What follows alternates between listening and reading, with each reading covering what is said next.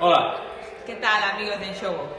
como veis estamos aquí concentrados en Santander despois de cancelarse a regata en Palma do equipo olímpico ese o Centro de Alto Rendimento de Santander. E bueno, ahora que temos sorte porque esta instalación podemos facer un pouco de actividade física, estamos esperando a ver o día que podamos voltar o agua para poder entrenar. Como vedes, a instalación pues temos de todo, temos pista de ping-pong, un bo xinasio para poder facer nosas actividades.